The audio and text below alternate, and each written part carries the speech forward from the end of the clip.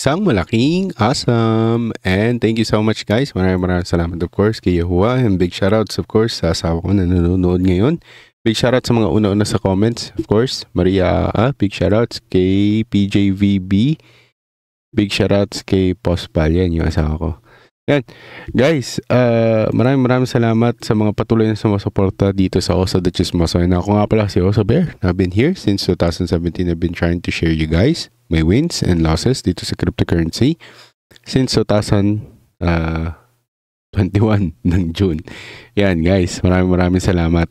And sa mga patuloy na members ng Meraki. Okay. So, we had 35 members or 35 members from that round of numbers back to under a 10. So it's very understandable, especially with the market right now. But we'll be talking a lot of things today. So if you're ready at ready na kayong dumakot ng pera dito sa cryptocurrency at mag-trade ng futures, isa din yun sa mga babantayan nyo. Kasi pag tuwing live ako at meron tayong mga shot call, biglang nagiging goods. Pero yung last trade natin ng kamakailan, which is last night, okay, medyo maasim kasi na-SL muna bago tayo na-TP ng todo. Okay, so we'll explain that later on. Okay, and if you're ready, please do like and share, subscribe. And tagtarin nyo yung chat natin ng awesome or number 3. Ayan. Wait, 3.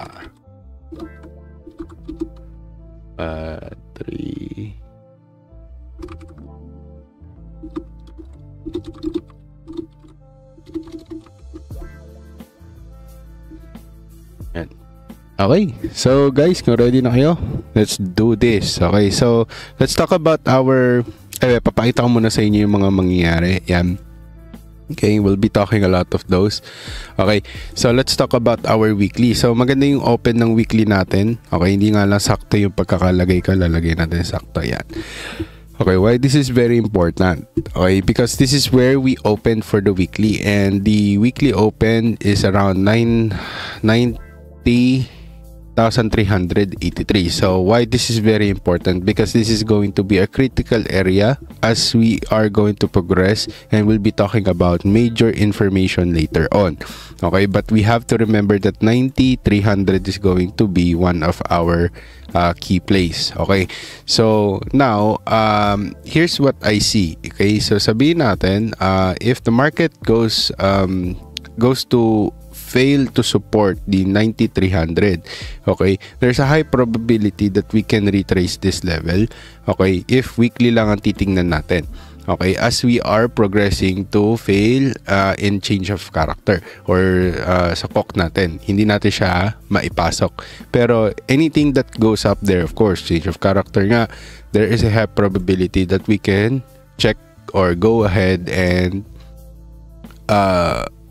baka enough na yung fuel natin to go to the fair value gap. So this is the reason why I'm seeing another week of sideways, tsaka tayo babagsak dito sa 87, tas tsaka tayo papasok sa fair value gap, which is the 97. But if this is just like the 1 week time frame, no? So why is this going to be the thing? Is because we have a lot of news as well, which is later i-explain ko sa inyo ano yung mga key scenarios na nakikita ko and ano yung magiging verdict ko for this one. Since no one is reading the documents that I gave, I'm gonna give it for free. Okay, so now let's go ahead and do this.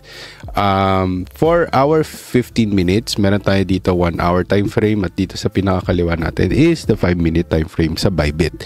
Okay, so let me explain first my position here. Meron tayong short, okay, incoming, just in case matrace. This is just a quick swing. Okay, kung magkamali, pumasok agad dyan, then there will be no trades for the day. Okay, then we have a trade, okay, which is a long below this TP ng short natin, once na ma-trigger na yung TP, automatic magti-trigger din tong ating long. Okay? So why am I doing that is because we have CISD, okay? Which is magbabago yung ano natin, momentum natin once na we enter, and we did, no? When we entered, pumasok tayo. So yun yung ine-expect ko sana, na kahapon pumasok na tayo agad. Ang nangyari is nag-dip muna siya. Ay, hindi pala ito yun. Ito pala. Okay, ang nangyari, okay, ang trade natin kahapon was too long. Okay, there should be no pullback that happened. Ang nangyari is dito yung long natin. Okay, ito na yung long natin as we are progressing and we are somehow trying to long it. Ang pagtulog ko, nandito na tayo sa level na to and it produced a bottom. So sabi ko, okay, goods na yun. Then another hour produce, biglang boom, bumagsak yung market, triggering our SL, which is just like right below here at 87,900. Okay, gave us a negative 400, okay, realized profit, which is devastating, no? Lalo na kay Elmers kasi sumasabay siya ng trade sa akin nevertheless. So, ang taas ng leverage niya, yun lang yung pinagsasabi ko sa inyo na mag-ingat kayo as we are not the same when it comes to margin and of course for capital. Okay, so this is very advisable kung sabihin natin paper trade lang kayo, sabay kayo, which is ganun din naman yun nandito sa trading view natin. If we are going to copy our trader actual trade, we can just transfer it to Bybit. That's why I'm using Bybit as well. So ngayon, ito na, dito tayo titingin. Itong bottom na to, okay, nilagay ko siya dito kasi anything that closes below this one, kung magkakaroon tayo ng weak low, ang nangyari is this is a strong low. So I got so complacent to the point where I am looking at the ICT concepts. So hindi to basta hula-hula, hindi to basta chamba-chamba, or hindi to basta swerte-swerte. Okay, hindi ako nagle-leverage sa swerte. So, binabasa ko yung chart at kung ano yung sinasabi ng chart yung iti-trade ko at hindi yung nakikita ko lang. Okay, so at the last part of my decision making, doon ko lang sinasabi na, okay, ito yung nakikita ko, tingin ko dito. Okay, pero ang sinasabi ng chart mismo is ito. So, I have to like, use my guts mula na doon, kumbaga. So my gut told me to just put a SL here. So ang nangyari, pinrove nga na hindi dapat talaga siya nabasag, pero due to the news or the London session, what happened is we had a capitulating candle or nag-trigger ng SL bago tayo umangat, which is our TP just got triggered today. Okay, which is 92,200, which is pinasok natin siya 92,200, saktong-sakto, biglang bumagsak na ngayon. So, how are we going to bounce back there is to lessen our trades and also to wag tayo matakot sa SL. Okay, so we just have to be nice to ourselves, no? Hindi porket na SL tayo, hindi ibig sabihin na hindi tama yung naging trade natin. Yun yung isa sa mga bad things about yung mga nagtitrade is porket hindi gumana na isang beses at nagkamali siya na isang beses, hindi ibig sabihin na the whole system is broken. Okay, yun yung problema. So yung system ko, I would say it's not perfect. Okay, it means there will be like things like this, especially with the SL. Diyan lang naman tayo nadadali, pero the SL is the best thing. So that's why you don't wag mong tignan yung mga trades ko as a very sure system, no? Lalo na pag gusto nyo kopyahin, nasa Meraki kayo, or sabihin natin nilibre ko ng bigay, ang gagawin nyo is si Sir Oso naggano neto, nag-shot call na to, gawin natin to kasi nung last na shot call niya, grabe yung gains ng isang lalaki, isang tao doon, ginaya niya lang si Sir Oso. Kumita siya ng ganito. From 81,900, tinipin niya sa 94. Grabe yun. Ang laki ng pera na. Etc. Blah. Okay. Ito yung sasabihin ko sa inyo, guys. Okay. Hindi sa lahat ng oras, okay, is sakto-sakto yung magiging bottom natin. Katulad nito, hindi ko nag-long dito. Nag-long ako sa retrace, which is dito. At meron tayong isa pa ditong trigger, which is one of our mistake is to DCA in to add more, okay, to add more margin or to add more position in order to maximize our profit. Kung nandito pa rin sana yung entry natin at hindi umangat yung position natin, sana hindi tayo na trigger kasi ang ASL ko is pasok pa rin sa RNR natin. Okay, sa risk reward natin. Ngayon, ang risk reward ko is it's either I lose, it's either I win. Okay, hindi na ako mag half and half. Okay, ibig sabihin, kung 200 ang gusto kong profit, 100 lang ang gusto ko ipatalo. Hindi na ganoon. Gagawin ko 200, 200. Okay, because I have a clear path kung saan na yung chart natin papunta. Okay, pero hindi pa rin ako magiging complacent because dito, clear man yung path ko, hindi ko nakita si London session to be a capitulating open before talaga nag-set in yung trade. Guys, ang dami nyo nanonood, nagko-comment, di kayo nagla-like guys. Tulungan nyo naman yung channel natin. Okay, 13 kayo nanonood. Okay, kahit konti tayo dito guys. Okay, magpapakawala ako sa inyo ng mga gem pag ginanahan ako. Okay, just comment down below. Keep on commenting, talk to me. If you have any ideas in the market, then just share it, okay? Kasi nagbabasa din ako. Okay. So yan, thank you sa mga tumatagtad ng chat natin. Ayan, si Toshi, alam ko nanonood pa rin yan when it comes to replay yan. Big shoutout sa inyo. Kay Virginia, kay Jokat, kay PJVB, kay EVC, big shoutouts. Kay Marochelle Mendoza, yan, big shoutouts. Yan, shalom sa mga sa inyo. Okay, so ito na, guys. Let's talk about our 1 hour time frame. What are the chances? Sabihin natin, what are the chances that it may retrace back? No, it will not already because we did already. Ito na, ito na yun. Na-retrace na natin. Malaki na yung chances natin na we retrace the CISD. Okay? So, sorry guys, naubuhan ko kayo.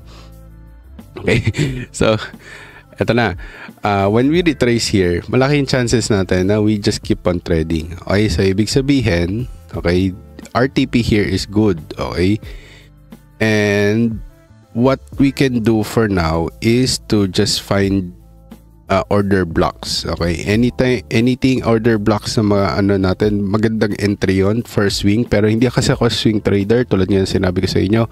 Once I will be able to set my trade, blagag, yun na yun. Okay, kung ano yung target ko, yun na rin yung papasukin ko, which is 90 to 600. Yun lang muna, just to be lenient. But I can maximize it to 92 900, which is the order block right here, which is a bearish order block. Pero tayo bearish order block, meron tayo dito. Okay, pero we have to like watch out for this fair value gap. Okay, wag lang yan ulit diba, kunya ma-retrace natin yan ngayon. Okay, kung hindi muna siya umangat muna, sabihin na, okay, umangat muna siya. Okay, hindi siya na-retrace na siya ng isang beses, wag tayo mag-iisa pang retrace doon, kundi mababasag yan. Okay, so now, but how I see this is going to be a Bart Simpson na pabaliktad. Okay, we're not assuming the chart already. This is already being it is already printed and we just have to play it through. Yun na lang yung sasabihin ko. Pero mali natin, matitrigger pa tol. We just have to be patient. Kung ma-SL, edi yun talaga. Okay, may mali talaga sa trade ko. Okay, hindi ko siya na-i-assess ng todo. So hindi ko siya sinakto sa CISD natin dito. Okay, change in natin. Hindi ko na siya sinakto just to support yung mga news na mangyayari sa atin this week. Okay, so let's go with our fundamentals. We have Tuesday 2025 December 9 job openings. Okay, JOLTS. Okay, so papakita dito kung ilan yung mga openings, and ito pa ang pinakamalupit, which is yung Fed decision natin, interest rates. Okay, kailangan natin bantayan to. Okay, of course, FOMC economic projection. Okay, hindi naman to kumbaga kalakihan, pero hindi ko alam kung anong magiging impact nito, but we just have to look at the 9, 10, and 11. Okay, kasi PPI to. Isa din to sa importante natin. So, yan. Tingnan nyo yung inflation natin. Okay. So, now, ito ang itsura ng FedWatch tool natin. Okay. So, we just have to look at this. Pero I'm gonna share you guys my scenarios later and what I think at the end. So you stick around, do not go away because this will determine what will be the move of Bitcoin. Okay, hindi to hula-hula guys. Okay, ito yung sinasabi ko sa inyo. Hindi tayo nanguhula dito. Okay, may data tayo. Okay, at hindi tayo nagpapagana ng swerte lang. Okay, unang dasal, totoo yan. Pero kinikilusan natin. Okay, hindi yung basta dasal tapos bahala na duduraan ko yung screen. Kung saan tumapat yung laway ko, doon na yung market. Hindi ganun yun. Okay, so ito na sasabihin ko sa inyo.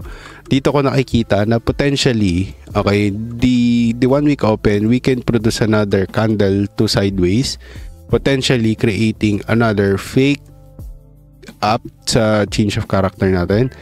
Then we have this proof, then another low, which is kung mag-close to in 6 days, wag pag sinabing okay, ayaw niya umangat talaga, no?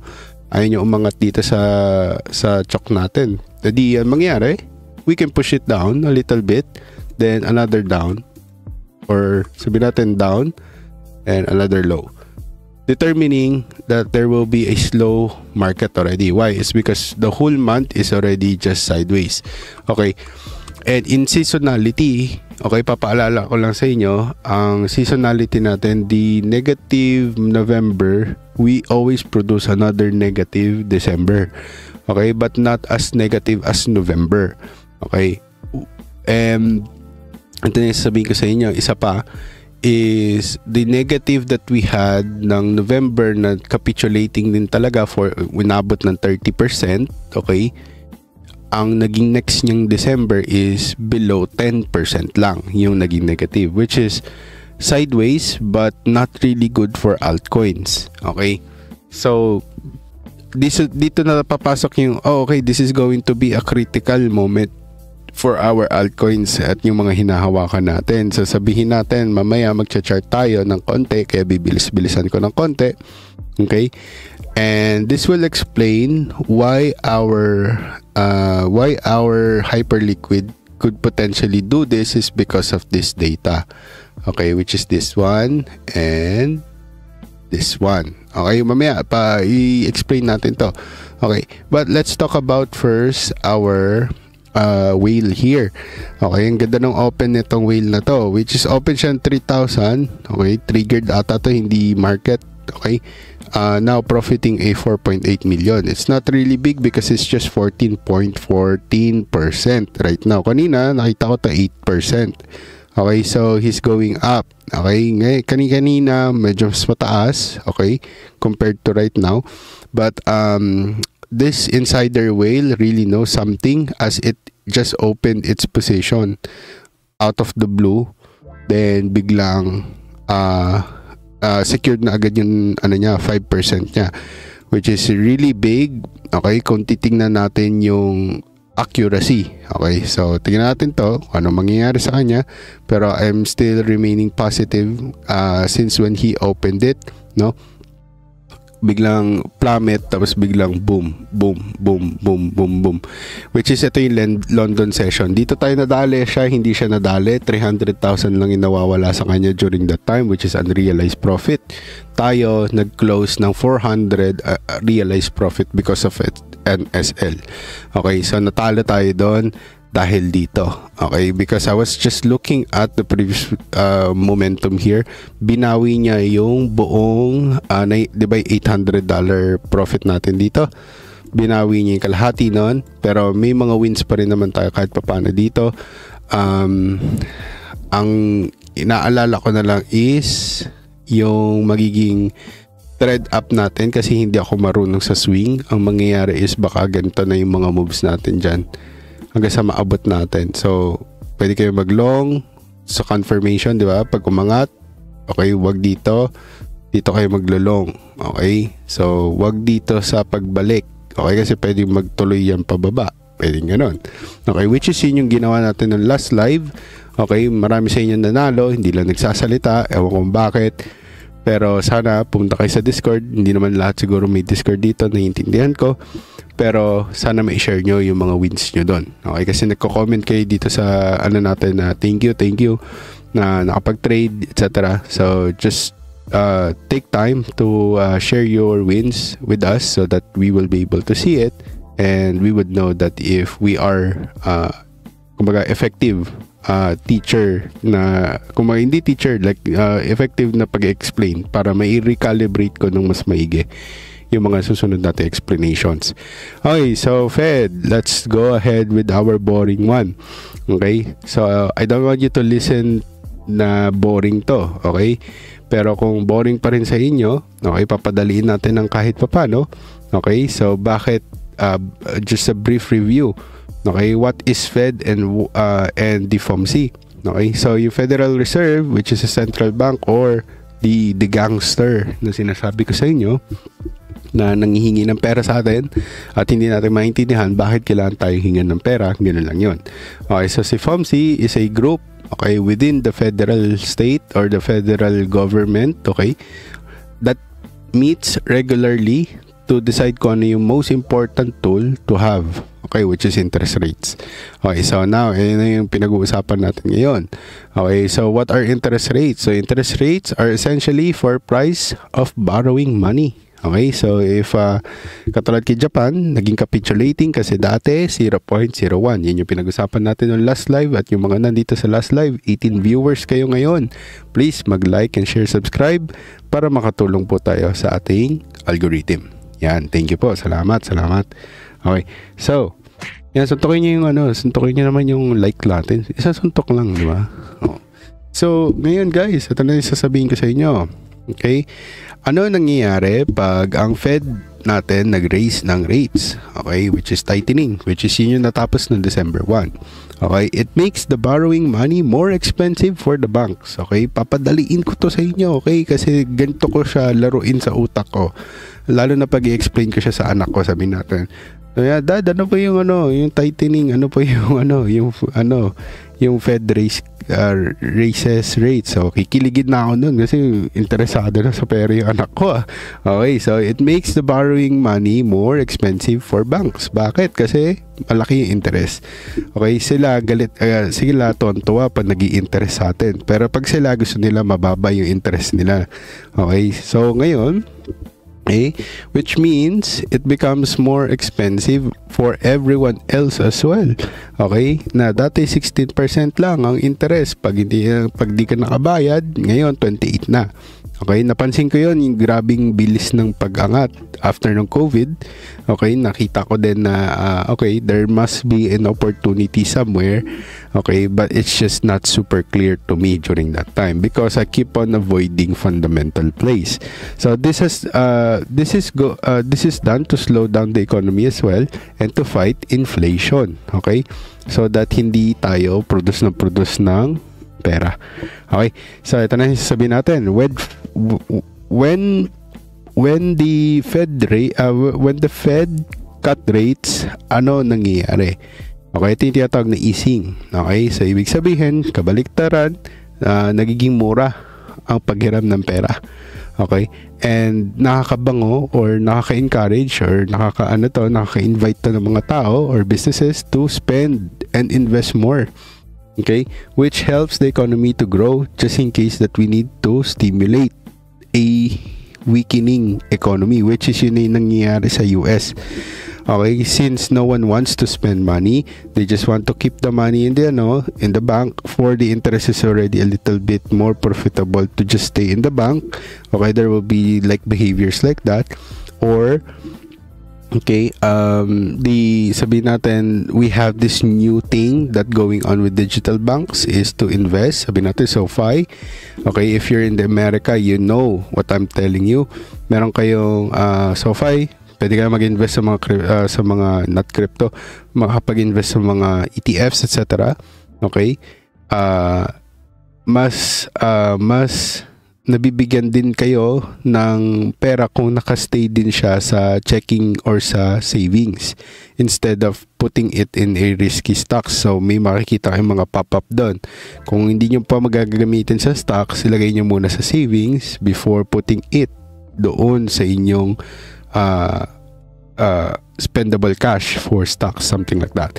Okay, so ngayon, since we're using the CME group or yung FedWatch tool, okay, this is like the Bisaya, sorry, nabibisaya ako.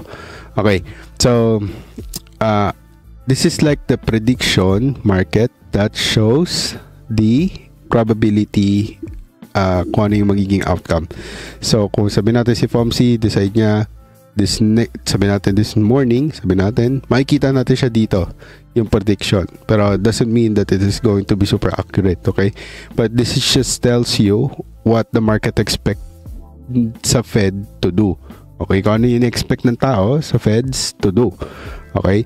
So for now, okay, ang ma-explain natin, sabi natin, okay, Fed rate cuts by 25 basis points, it will be a small cut. Sabi natin, hindi nag-cut, o di sideways. Okay, sabi natin, imbes na nag-cut, nag-tightening, okay, alam na this, dagdag ng 25 basis points, sabihin natin, o di tightening yon. Okay, so why this is very sensitive for Bitcoin? Okay, is because we are more reactive right now into such thing that is supposedly not be reactive. Why? Is because most of the Bitcoin right now is being spent from US dollars. Okay, and also, okay, for Bitcoin, okay, for Bitcoin, most ng ano natin is USD. So BTC USD, Ethereum USD. So na-program na sa mga tao to just look at the USD in order to know what is the translated price of the current price of Bitcoin. Sabi natin Bitcoin. Okay, hindi mo naman sasabihin na Bitcoin, Ethereum para no. So para tayo magkaintindihan tayo lahat dito na nasa 91,700 na siya, gagamitin natin yung USD. Pwede naman sabihin natin, hindi, gagamitin ko kasi nerd ako, sabihin ko gano'n. Gagamitin ko Ethereum para hindi tayo magkaintindihan. Parang kunyari mas matalino ako sa inyo. 'Di ba? Ganun akong influencer, no? Sabihin natin para lang masabi ko, hindi, mas marami akong alam sa inyo. 'Di ba? May mga ganun. Okay, so sinasadya nilang ganun. Okay, pero ako hindi. Okay, so yan, sinasadya nila. Pero this is also a criteria for you to look at, okay, to see if Bitcoin is going to, okay, since Bitcoin Ethereum to, okay, if you want to see if Bitcoin is recovering already. Once the Bitcoin recovers above 36, ayan, dito price, diba, Bitcoin, Ethereum, okay, so sa bawat Bitcoin, okay, sabi natin, isang Bitcoin kailangan mo ng 36 Ethereum. Sabi natin, kunyari lang, hindi accurate, di ko makita eh. So yan, so eto na, sasabihin ko sa inyo, or masasabi ko lang sa inyo, kung titignan natin, okay, ginagamit din nila to for triggering, or titignan nila kung okay, nakaka-recover na yung Bitcoin, pero magiging Bitcoin dominant siya, pwede natin siya i-peg doon. Okay, oh, by the way, this is our prediction for Bitcoin dominance. Since we're talking about Bitcoin dominance, nakikita naman natin na nangyayari siya, pero medyo nagiging ilang ako kasi nga yung economy natin pumapangit, diba? We might go up here as the US dollar dominance can spike up. Okay, so we can go up here, which is not gonna be really good kasi meron tayong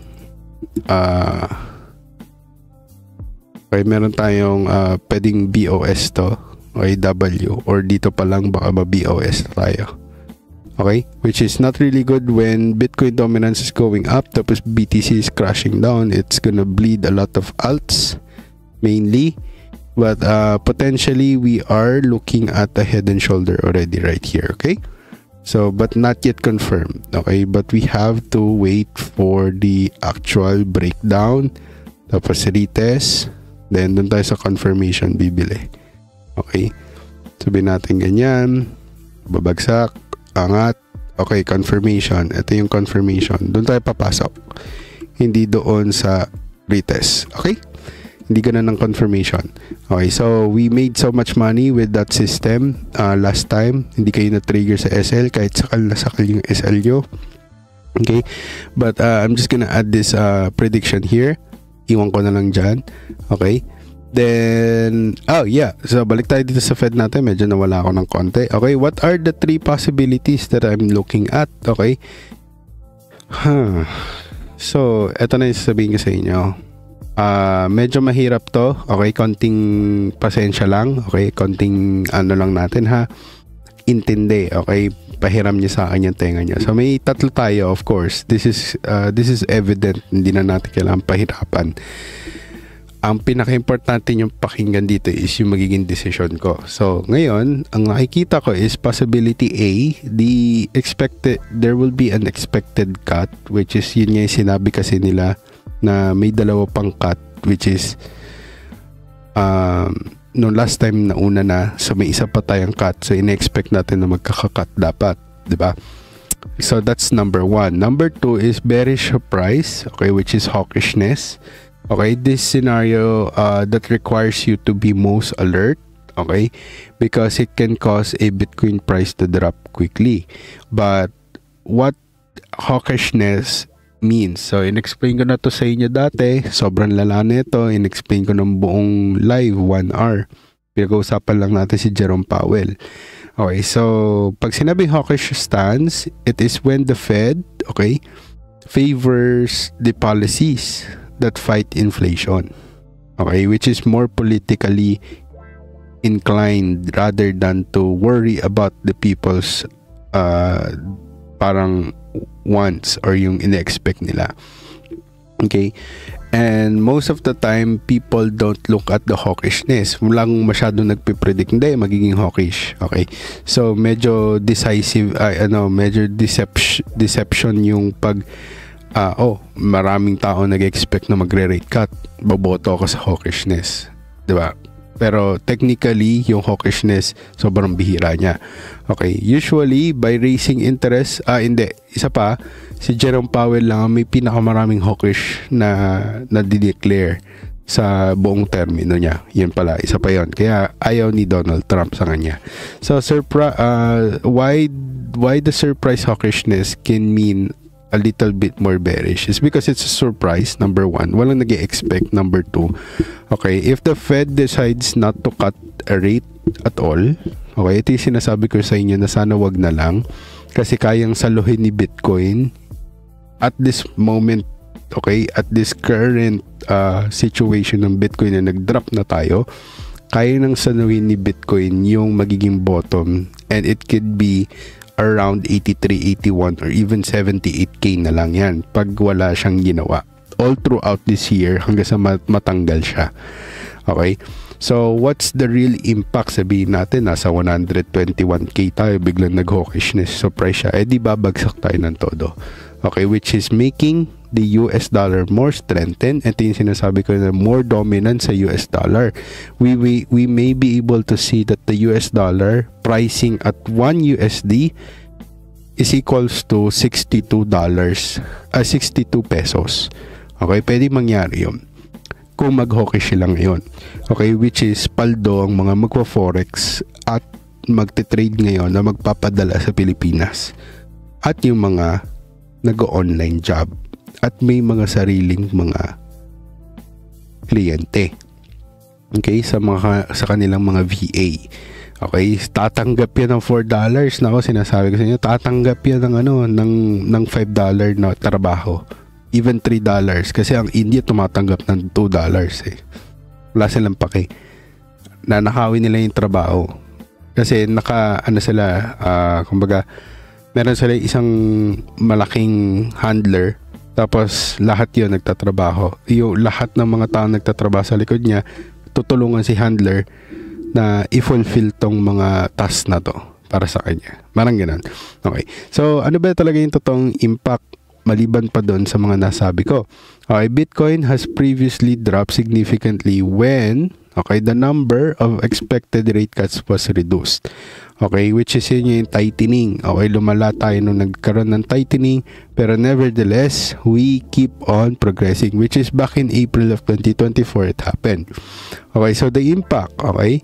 Oh, just to mind you guys, okay, let's go back to our Bitcoin just to show you our para lang isampal ko sa mga mukha nyo na hindi talaga tayo bearish. Okay, I will show you this, okay, that we resisted this level. Okay, so this is my macro since halving. Pinipredict na natin to at pinakita ko na to sa inyo dati, kung maalala nyo.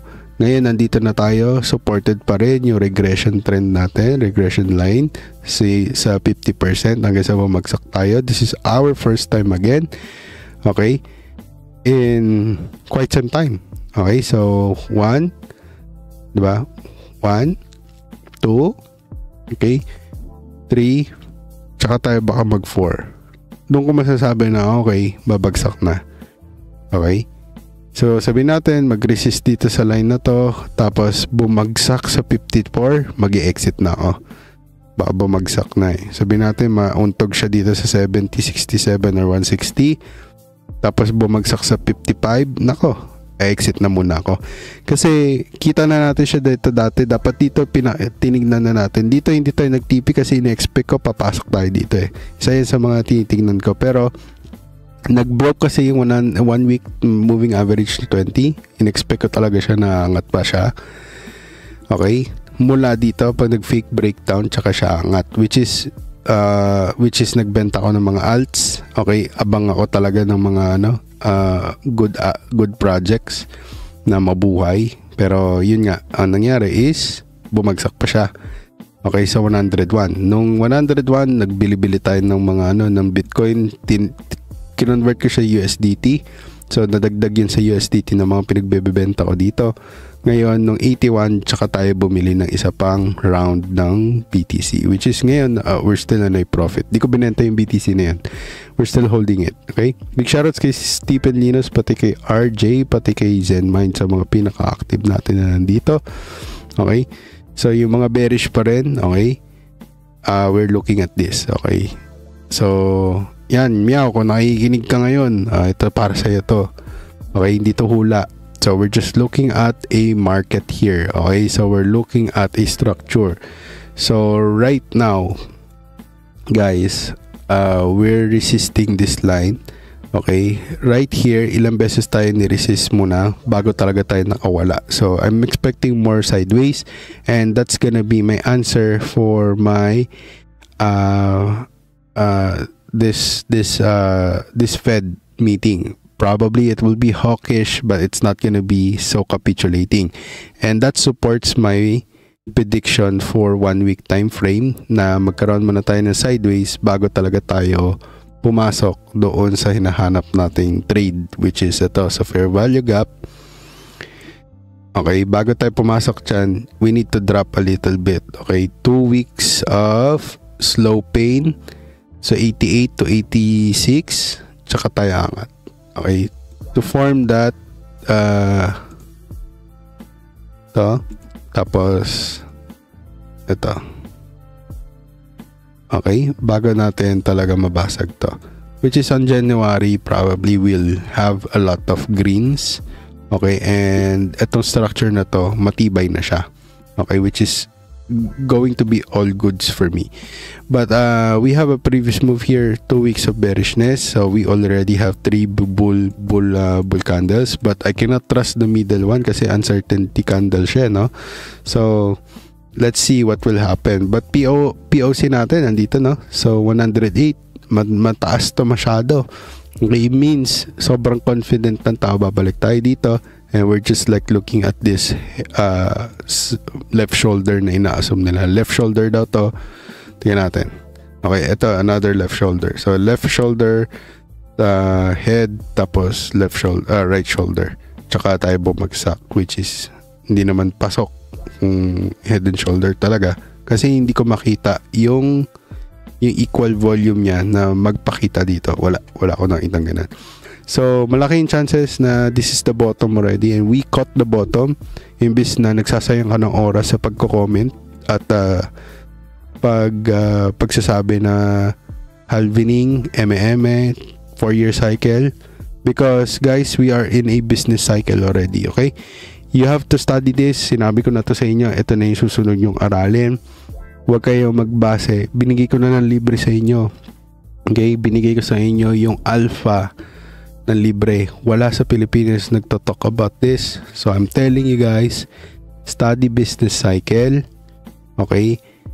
We are in a business cycle as the institution already infiltrated cryptocurrency for about 2 years now already. 2022, 23, 24, and 25 right now. Okay, growing 3 years if we enter April. Okay, April. Okay, so that might mark another top. Okay, and I'm looking at another Bitcoin top on April. Okay, April of 2026.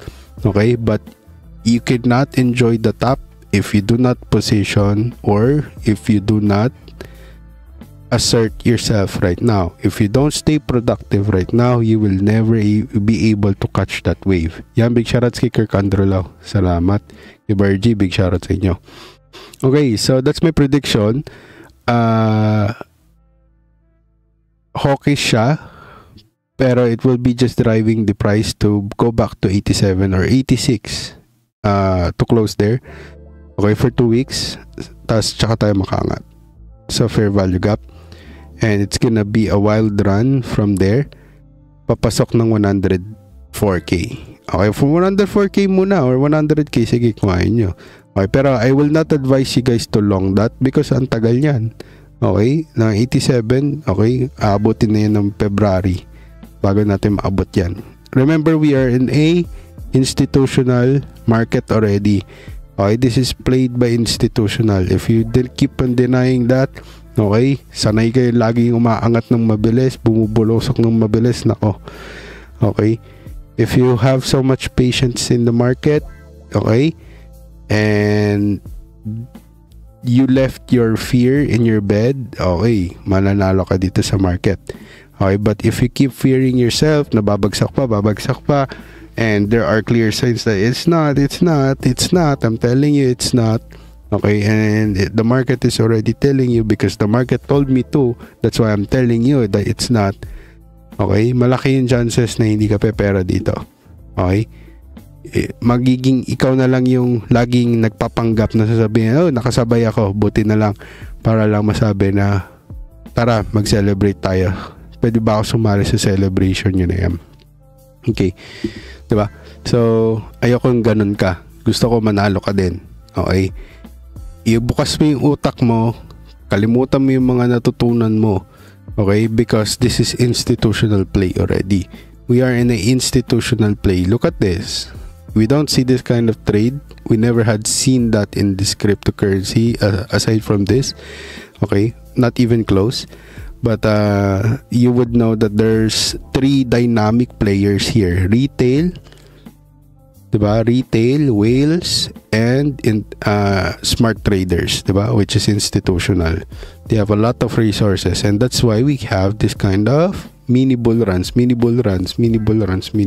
but a heavy capitulating by our markets.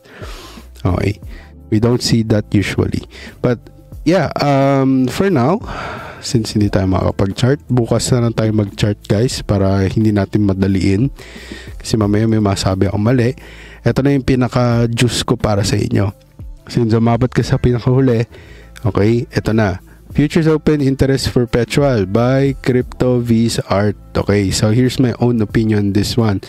Why I've been always talking about OI and how I use OI to determine the bottom is pag biglang nagpa-plummet yung tinatawag nating OI, ibig sabihin wala nang gusto magbukas ng kanilang trade. Rather, ginagawa nila, nagko-close sila. It's either you hold nila ng matanda na yung futures trade nila, tapos hayaan na lang nila, tapos kung saan man pumunta at ma-fulfill yung appetite nila, tsaka lang nila i-close. Pag nag-close yan, doon lang manganganak ng panibagong OI.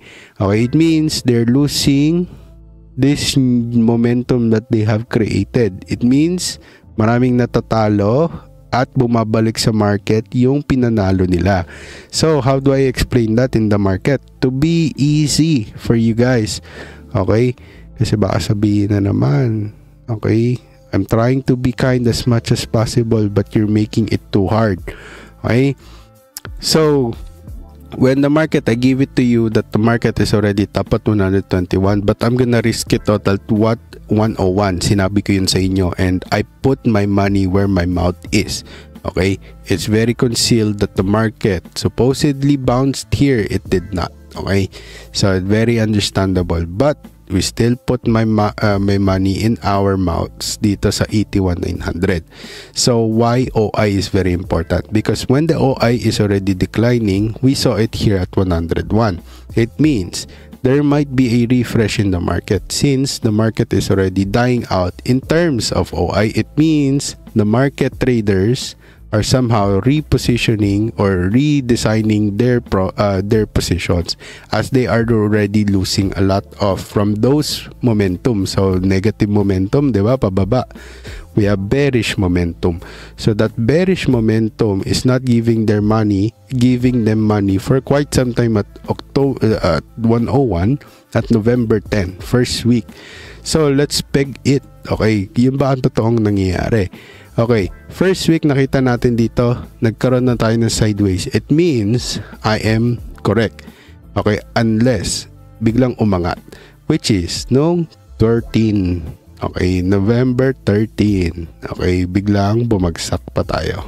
Okay, which is ito yun. Ito buong candle na to. Pumasok siya sa negative, which is a renewed continuum. Okay, nagkaroon ng continuity yung naging bear market natin, producing a potential A, B, C, wait, ulit. Tama, A, B, C, kasi ito, manipulation eh. A, B, C, tapos D, kala nila yun na yun, kasi papasok na tayo ulit, aangat na tayo. Kahit ako, yun yung sinabi ko, ganda ng candle dito, naloko ako, pasok ako ng 101 na nag-retrace na siya. So sinabi ko, this is the new bottom. Okay, this might be the first bottom. Okay, and we are looking bullish from here, and it did. Went back to 111, whereas I was expecting 115 could be the next resistance. Hindi nangyari.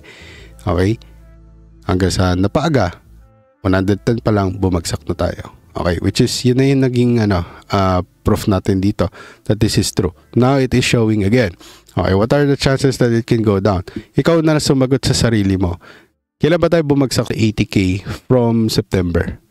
Wala. Okay, so ikaw din tumingin, mag-subscribe ka sa Glassnode, tingnan natin kung kaya magbayad nito. Okay, I'm trying to be kind.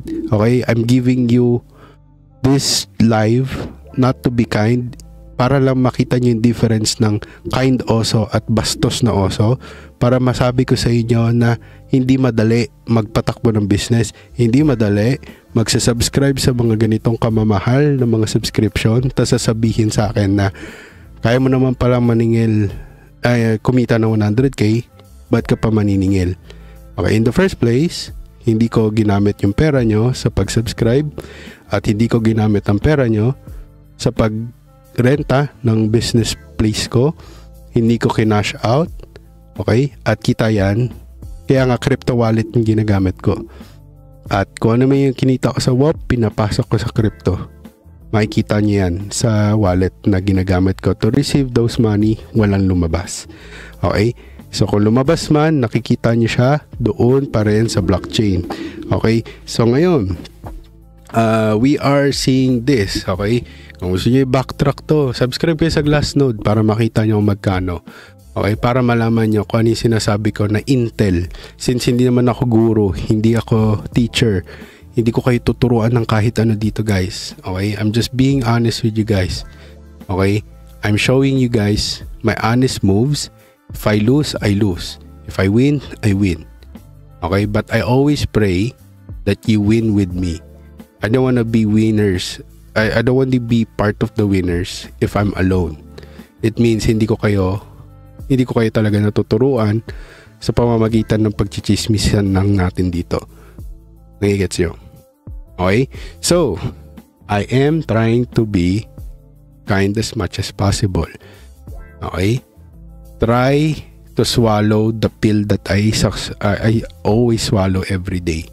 Para malaman mo kung gaano kahirap maging kind sa situation na to pag may nagsasabi na binubulsa natin yung pera, okay, or bakit ako naniningil, okay, kasi dati tinuro ko to sa inyo ng libre. 1 year kong tinuruan kayo technical analysis, umabot ng 10 chapters, 12 chapters, 17 chapters, walang nanonood, walang nakikinig. Noong 2022, nagagawin ko na siyang monetizing na lahat kayo kikita sana na sabay-sabay tayo magte-trade. Wala nang dumalo nun. Ako na lang mag-isa dun sa room. Sabi ko, tapos na yung New Year, baka meron sila New Year's resolution na gusto talaga nilang kumita ng pera, i-short natin yung market since parang magbe-bear market, pero saglit lang siguro, 3 months lang, pero biglang naging buong year, pero wala pa rin bumalik. So, ito na yung sasabihin ko sa inyo, guys. Okay, that's when the market presented itself more, okay? And it presented the true nature of man. Okay, ano ibig sabihin nun? When there is so much pain in the market, it reveals and shows the true disgusting side of a man. Okay? It's either magnanakaw, doon lalabas yung pagiging magnanakaw with maestro. Proven and tested, di ba? Pinakita na doon. Okay, hindi natin to pinag-uusapan dahil we want to be like, malinis ako, hindi ganon. Okay, I have done many things in my life too.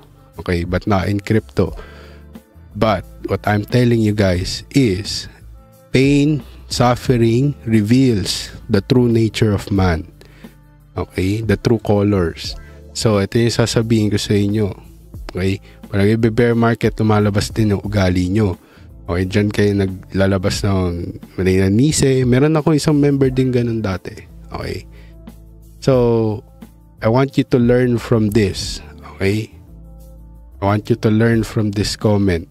I want you guys to one day na pag kayo na yung nagpapatakbo ng business nyo, you will understand how hard it is. Okay? How painful it is na sobrang compassionate mo din. You're trying your best to be kind and to still continue, tapos yun yung gagawin sa inyo. So, be vigilant, okay? Especially with the market trend. Yun na lang sasabihin ko. Okay, kasi sabihin natin, mag-sideways tayo na matagal dito. Okay, mas maganda. Why? Dito, mag-sideways tayo hanggang February. Mas maganda. Ganun yung angat natin. Saglitan lang, kasing doon lang tayo angat. Huwag yung ngayon, December. Kasi magiging potentially head and shoulder to. Yan na lang sasabihin ko sa inyo. Okay? Huwag kayong papasok muna sa mga alts hanggat hindi tayo nakakita ng clear signs of bullishness, which is ang bullish natin is pag nilagpasan natin tong 108k. Yan ang bullish level ko, na pag inangatan natin yan next year ng 108k, party na yan papuntang 146 to 160k. Okay, pwedeng mangyari. Okay, and from there, tsaka natin makikita if we're gonna break some levels, which is itong level na to, then makabalik tayo dito, no? Tingnan natin kung by 2028. But year of the horse, no? 2026. It's gonna be super important, no? It can change everything. It can change kumbaga most of the assets on risk, 'di ba? Yun din, sir, inintay ko sana mag-consolidate. Mas maganda consolidation. Okay, so papakitaan ko lang kayo ng saglit na consolidation ng mga nangyayari ngayon, ha? Okay, so bibigyan ko kayo gem. Una is AVAX. Okay. Consolidation play natin dati. Tingnan nyo tong candle na to na may wick na ganyan.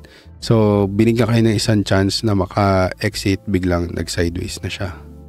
Okay, it's not like really capitulating. Hindi katulad ng ibang asset na ngayon lang ni-release, no? $7 nung kailan, biglang 30 cents na lang ngayon. Okay? Okay, so ngayon, ito na sasabihin ko. Okay, display can capitulate us a little bit. Yan, ganyan, bago tayo umangat ng todo. Pwede yan mangyari. Okay? Pwede ito mangyari sa atin. Okay, but hey, you know, this is gem. Okay, like I said, this is play for mga talagang gustong mag-crypto. Okay, hindi na to play ng mga gusto lang pumera. Pag gusto mo pumera, mawawala ka pera dito. Umalis ka na sa crypto. Ngayon ulitin ko, pangalawang beses ko na sasabihin to, umalis ka na sa crypto kung yan ang iisipin mo. Gusto mo pumera, okay, hindi ka pepera. Okay, gusto mo matuto, tsaka ka pepera. Tandaan niyo yan. Matuto ka muna. Aralin nyo na kasi pang mahirap, pang hard, hard mode na tayo. Okay, nasa mahirap mode na tayo. Okay, we're entering the hard mode of cryptocurrency already. Hindi na siya easy mode. Okay, bakit? Sasakalin na yung flow ng pera. Kasi they successfully was able to siphon money out of cryptocurrency and replace it with fake money, which is USDT, USDC, Rehypo tokens, diba? It happens. We cannot stop the wave. Ganun talaga. Mangyayari yan. Okay? So I bought AVAX at this level, which is okay. Good sa akin yan. Okay? That's number 1. Ano pa ba yun? Na talagang na safe. Ano pa ba?